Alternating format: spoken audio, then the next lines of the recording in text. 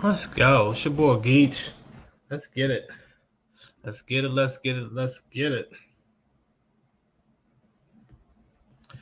All right. You know what it is. Wednesdays. This is the day before football. I'm excited. Y'all know this is my time of the year. And y'all already know what it is. Bang. Bang. Let me turn the volume just down a little bit just so I can know that it is bang. Bang. Niners gang all day. Every day we stay with the Niners. Jones on.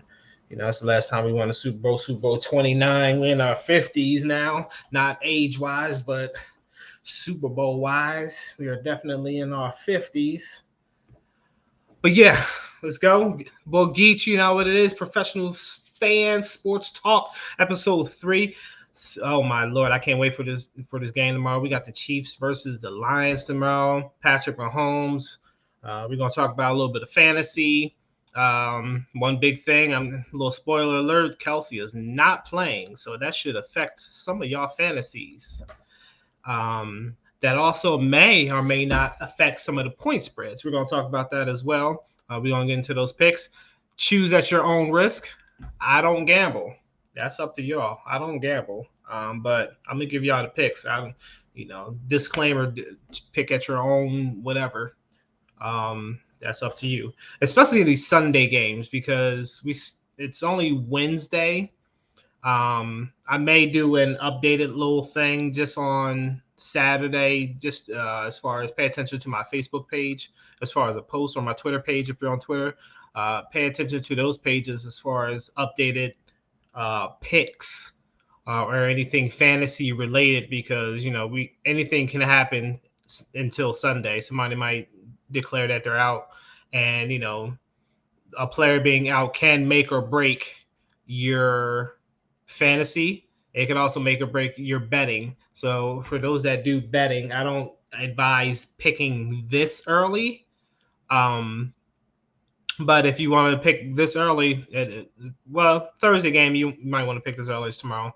Or if you want to, take what I'm saying with a grain of salt. But yeah, so yeah, I might do a little updated thing on Saturday if I think they change. If they don't change, I'm just gonna leave them alone. Maybe just ones that I think are changing, especially the in the fantasy if they're out and they're out. But let's get straight to it. Let's get straight to it. Make sure you always subscribe to the YouTube channel. It's right here, Better Image Media, right across the. Let's see. Uh, it's hard to go back. Right here, there it is. That's what the YouTube channel is called, Bear Image Media. Subscribe to the YouTube channel. There's always a lot more happening over there. And if you want to see me on Twitter, it is at 49ers East Coast. Yes, that is me, 49ers East Coast on Twitter as well. Bang, bang, Niners game, as you can see. But yeah, we're going to get into, start off with the weekly picks. I'm gonna just go in order as far as the order that I seen them on my phone. Obviously, we got the Thursday game, which is going to be the first game. That first game is the Chiefs versus the Lions. The Chiefs versus the Lions. Like I stated, Kelsey is out. That doesn't matter. Patrick Mahomes is still Patrick Mahomes at the end of the day. I do like what the Lions have done on the defensive side of the ball. They've gotten better. Emmanuel Sanders is such an underrated player, especially if he's healthy. He was on the 49ers. He is a dog out there. I like CJ Gardner when he doesn't have to be on an island to himself. But I like what they did. I like what they did in the draft.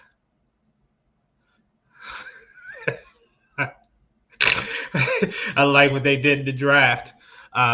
So that did influence a little bit of my pick, but not too much. So I'm still picking the Chiefs, 4.5 under, but under 52, just because Travis Kelsey isn't out, but they do got a healthy Kadarius Toney, who was on the Giants. He's kind of like a diet Tyreek Hill. So they're still going to put some points up. I don't think they're going to go crazy. It's the first game, and it's a Thursday night game, so I don't think they're going to go as crazy. Obviously, it's going to be a little bit of rust. And the first games are hard to pick. They're really hard to pick coming off the offseason. You got to do offensive coordinators and things of that nature. So sometimes it can be a little crazy. Let me see something real quick. I might add, if I can. Hold on. Pardon me. I'm a hardwire. I feel like it's a little choppy on the feed. I'm a hardwire. It's on the other side. Pardon me. Sorry. All right, I'm hardwiring in. I don't want it to be choppy. I can't have my feed choppy. All right, I'm hardwired in. That's better. I feel like I was getting a little choppy. So I just want to make sure I was linked in. Fizzle's hard. So yeah, we're going with the Chiefs, and that's why I chose under 52, just because of Travis Kelce being out. They do have a new offensive coordinator, even though Andy Reid, calls 99% of the plays, and Detroit did a little bit different things. So we're gonna rock with under 52. On that one. Next one, just because of, they're a 1:00 game, but we're gonna get them out the way. The Bang Bang Niners gang. 49ers versus the Pittsburgh Steelers. This may change, actually. No, sorry. I thought that was I did change that. So yeah, no, never mind. But yeah, we're staying at 2. That is easy money. Y'all better lock that in now. If you didn't lock it in, it might already be too late. Because hold on, let me make sure this is.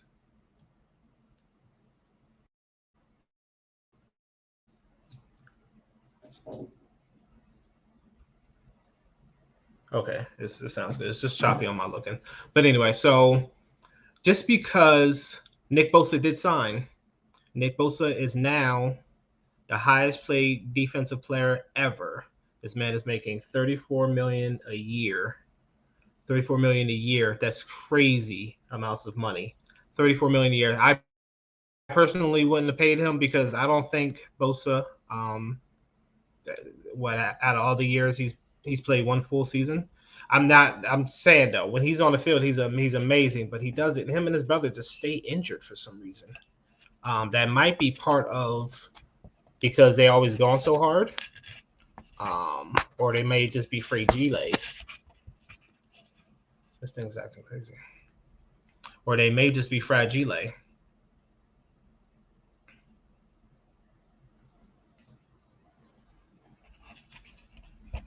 Why you gonna act up now?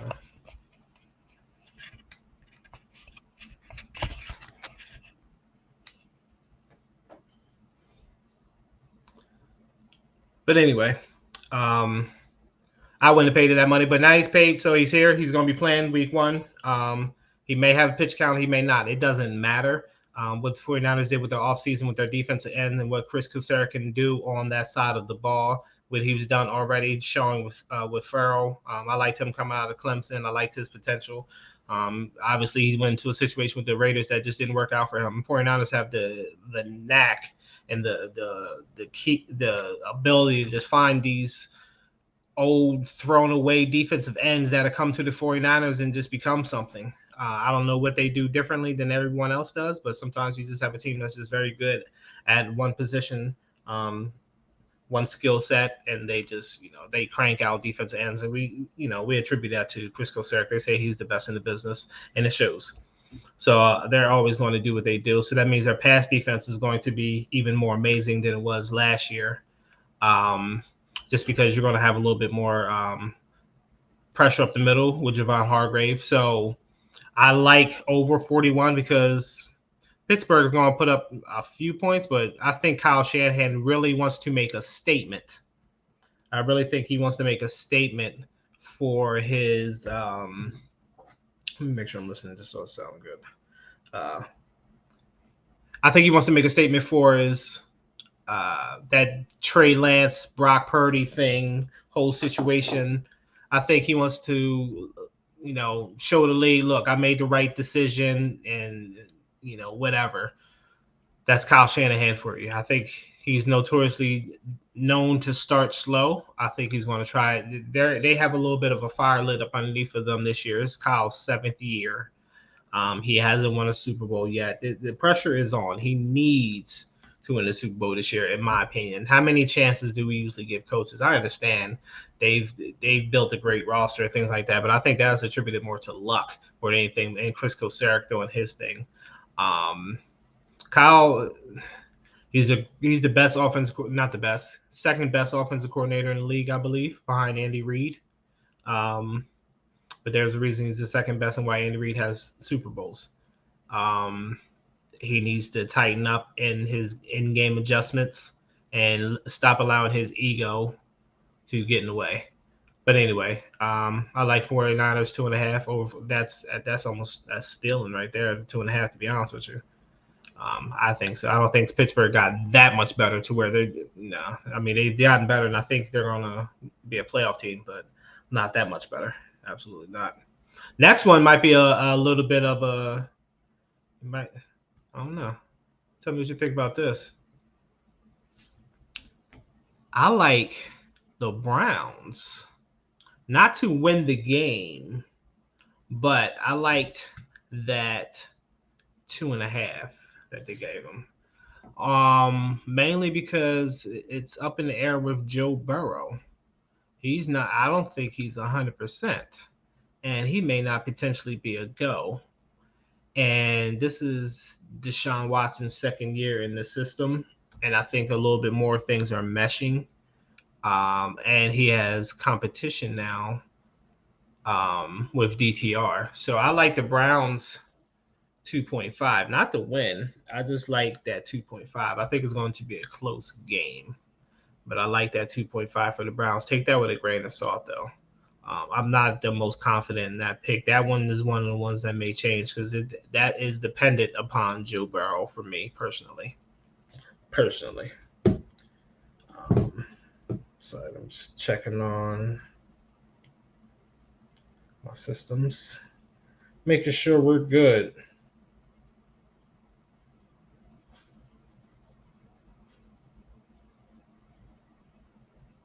All right, the next one. Same reasons.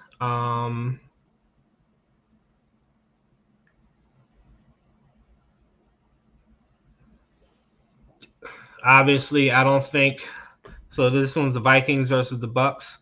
It's Baker Mayfield. However, it's the Vikings defense. The Vikings defense is atrocious, and they had the most 1-point game wins last year, and that's why they got spanked early in the playoffs because they really shouldn't have made it there. They made it. They just so happened to win a lot of 1-point games last year, which says a lot about grit and whatever. But however, it was vice versa. It wasn't that they were grinding games out. It was they were up early and then they were losing late because their defense is trash. Their offense is nice, but I don't think they've done enough on their defense to really move too much of a needle. But it is the Bucks. The Bucks didn't do too much of anything, and they're notoriously not do anything as a franchise.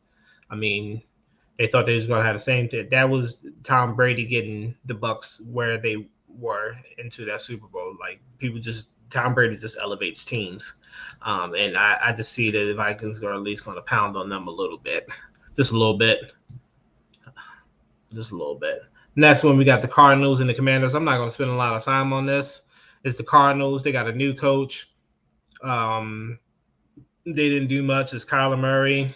Commanders with a new offensive coordinator. He's going to show out. Sam Howell's solid if he's managing the game, limiting his mistakes. I like what they did a little bit on offense in the preseason. So, yeah, Cardinals didn't do much of anything.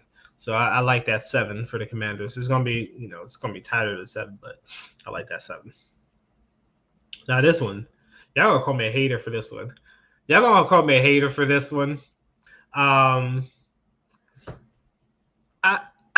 Colts versus the Jaguars versus Colts versus the Trevor Lawrences.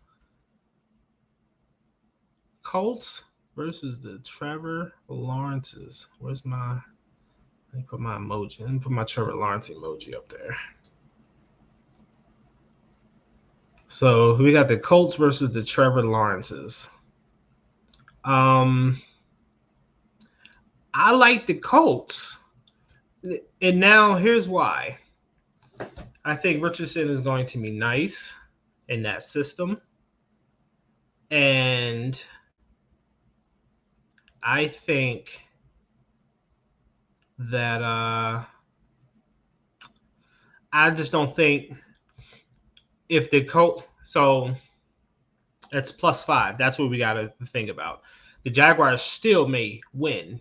I'm not saying the Jaguars won't win. I just don't think they're going to beat them by 5 points. I think the Colts are going to do enough to stay in that game. I think Doug Peterson being a better coach and a better game manager is going to end up winning this game probably by a field goal or a last-second touchdown that's going to make them win by 4 points, but I think that 0.5 is going to ring true. And I think it's going to be under 45 because they're not going to put up a lot of points. Both these teams don't put up a lot of points. They never have. If anybody's going to put up a lot of points, it may be the Colts. But we'll see. I like the Colts. I don't like the Colts to win. I like the Colts with the +5 specifically. Next one, we have the Panthers and the Panthers and the Falcons.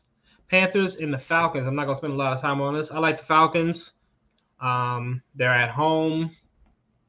You got a rookie starting first game in NFL. Frank Reich as a coach, I didn't really care for him as a head coach in Indy. I think he wasted a lot of the talent that was there. He's a solid offensive coordinator. I like their defensive coordinator, so that's the reason for the under 39.5, that under 40. But I still think the Falcons are going to pull it out. I like what the Falcons did on defense. That's another reason for the under 40. I think both these teams have serviceable defense, especially the Panthers have a sneaky good defense. Brian Burns is a great talent, and that CB was the steal. I think he was the best one that came out of that draft. What is his freaking name? It just escaped me. But that CB was the best in the draft, and he's going to be nice. He's just on the Panthers, unfortunately. Next one, we got the Texans and the Ravens. I'm going with the Texans on the +10. I don't think the Texans are going to win. I think the Ravens are going to win. I just don't see the Ravens beating the Texans by 10+ points. And under 44. Now, the Ravens did change it up a little bit on offense and have a new offensive coordinator, so they may want to try to show out a little bit. If they do, and they're able to, they're not going to get into a shootout with Texans. I mean, that team isn't built to get into a shootout. You have a first-year player, and they still have a ways to go, but their defense was solid. They have a solid pass defense. It's an underrated, solid pass defense. So I'm going with the Ravens to win. Don't let that fool you. I'm going with the Ravens to win, but I like the Texans, the +10 and the under 44 specifically. I got that being something like a 28 to like 14.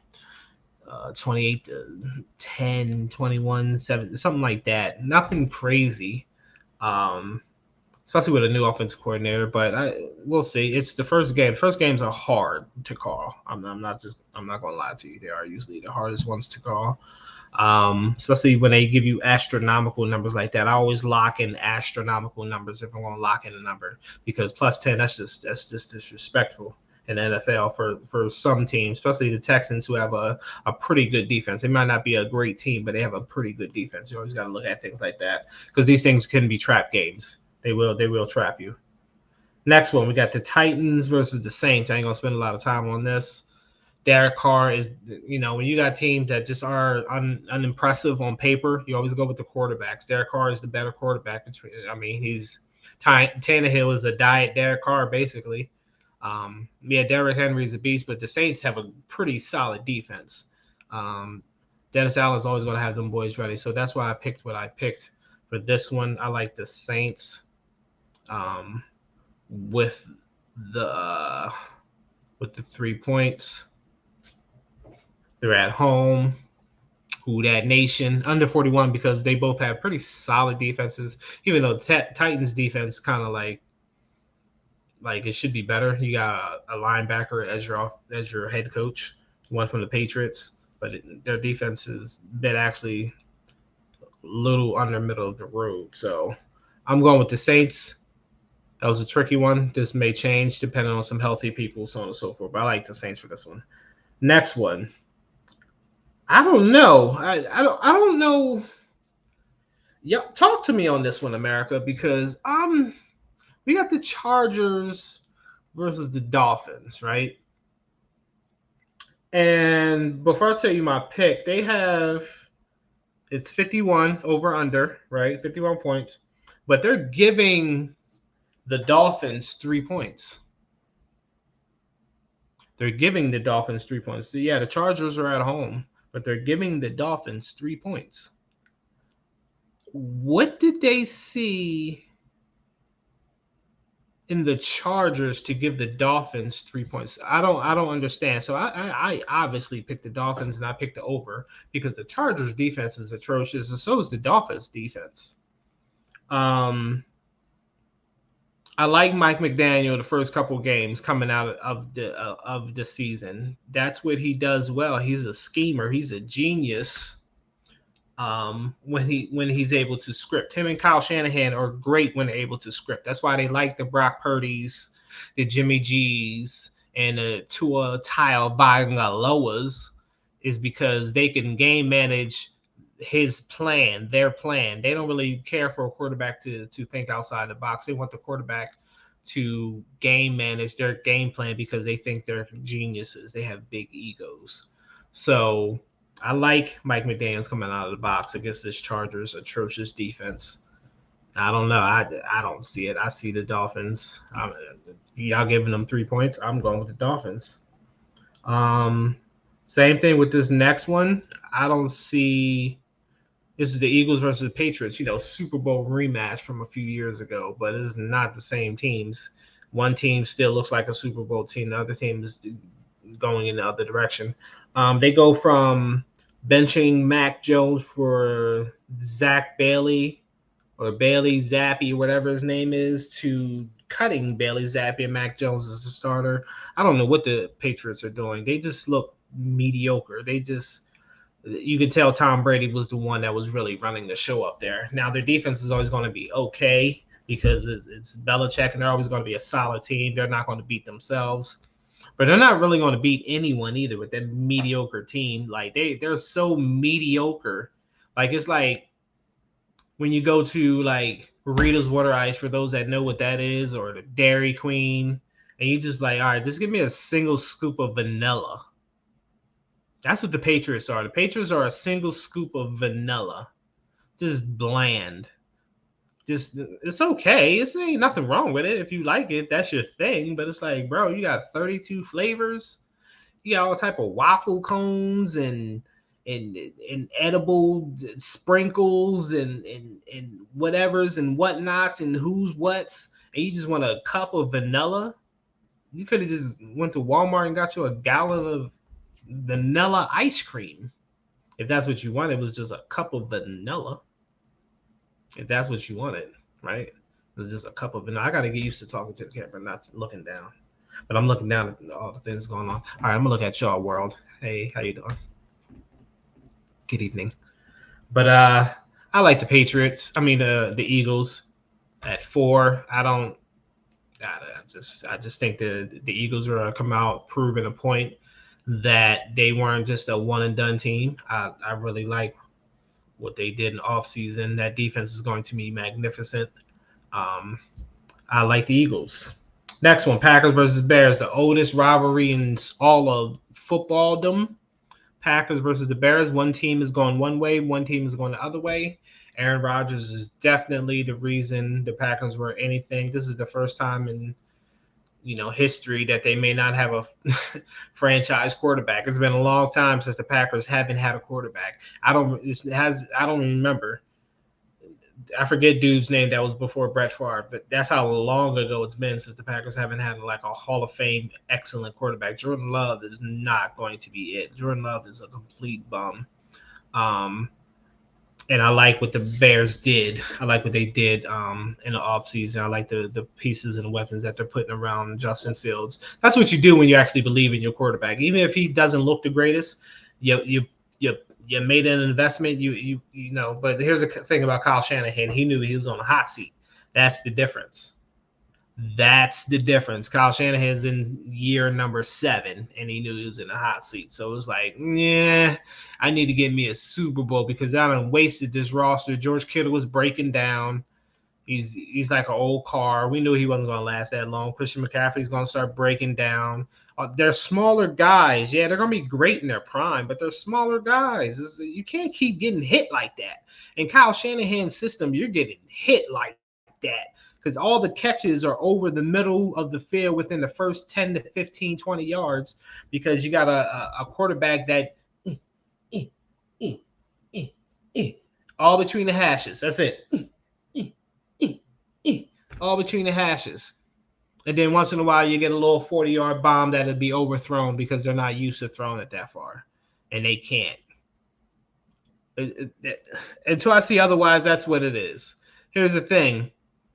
For some reason, teams still can't stop it. Everybody knows the pass is coming through over the middle. It's just all smoke screens and things just to be able to throw it to the right or the left part of the hash. That's all it is. And then a quick out here and a screen play here and a handoff there. It is what it is.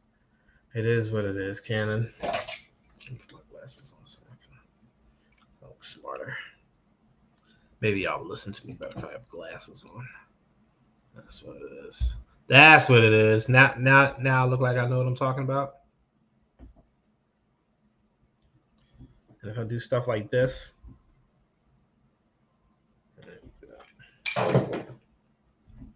So that was that. I like the Bears, especially because they're only giving them 1. That's basically a pick'em game, but I like it over 44 too because I don't think any of their defenses are they're trash.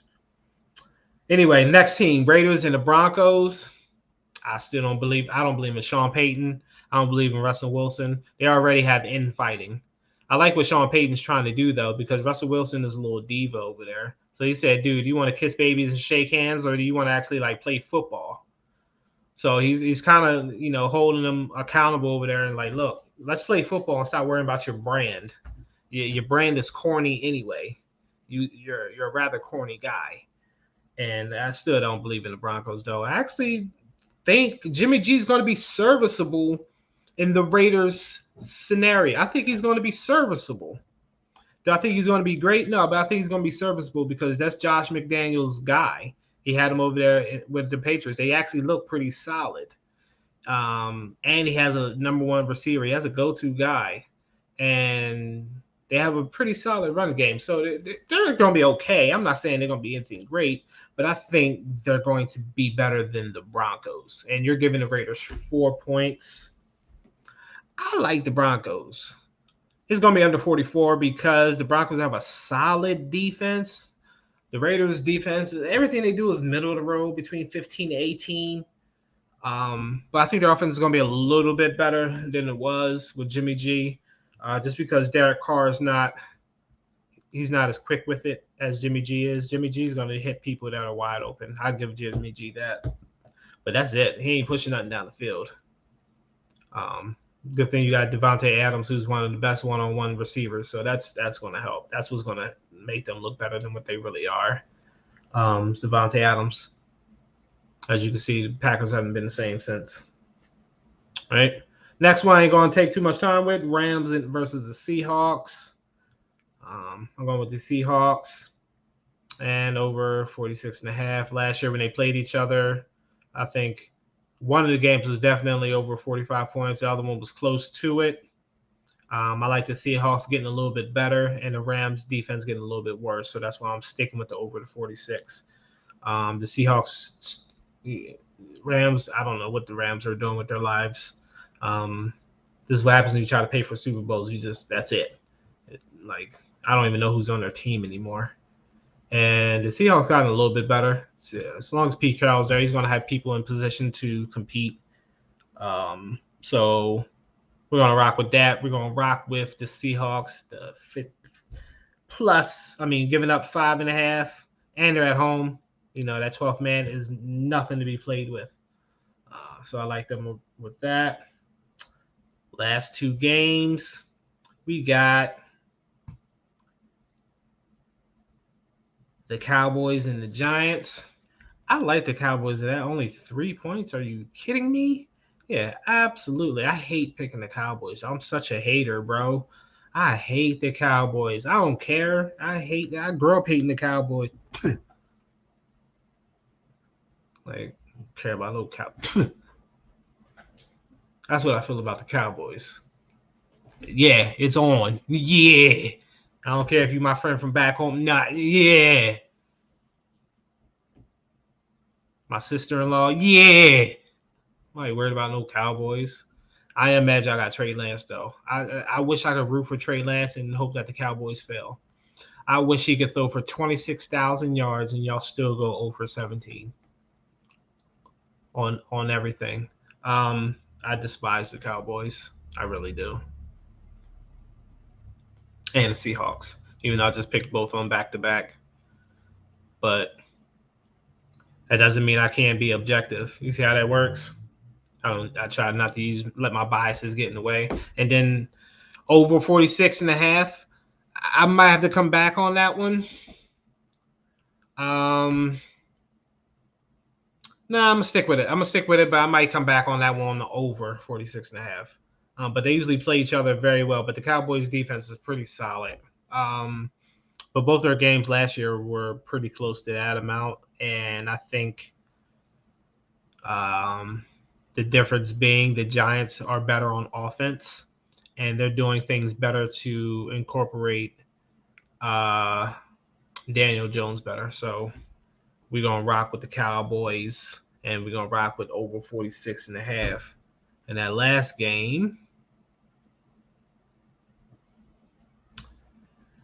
I'm going with the Jets at 2.5 because I think the Jets are going to outright win. And then we're going to go over because this is a Monday night football game. They knew exactly what they were doing by putting Aaron Rodgers on a Monday night against Josh Allen. Aaron Rodgers coming over to the AFC, man, going to be known that, look, I ain't going nowhere. He got a number one receiver, the offensive rookie of the year. They had the running back who was on the way to being the offensive rookie of the year until he got injured.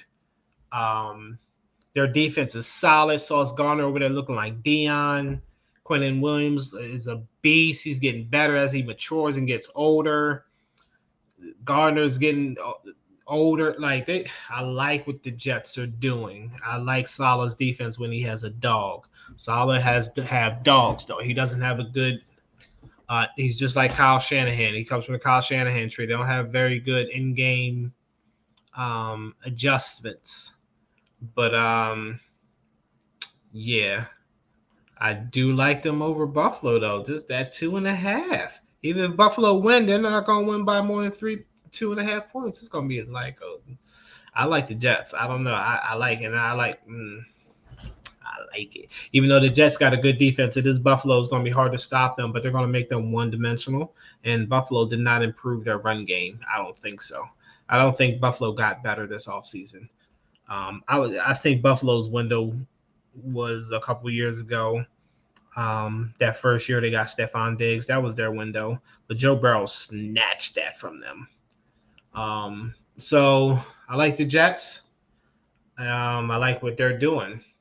And that's my picks. Tell me if you agree or disagree with these picks. Make sure you like, comment, subscribe, hit that bell notification so you know when we go on live. So you can get these picks. I've gotten people money over the years that are into that sort of thing. I don't gamble, but if you do, these are free picks. This is free money. Anybody that knows me knows this is free money out here. Make sure you share the content. Fantasy. I'm gonna have to go over that more on Saturday because things are coming in still. Um, I'm gonna just give y'all a post on that. Y'all don't want to hear me talk about that. Y'all want to hear my picks, and that's what y'all usually come here for. That is what usually people are here for, are the weekly picks. Um, Leave a comment, tell me if you agree or disagree, and why you do. All right. This is your boy Geach, Bear Image Media, aka 49ers East Coast. Subscribe to that YouTube channel. We are out of here until next time. Peace.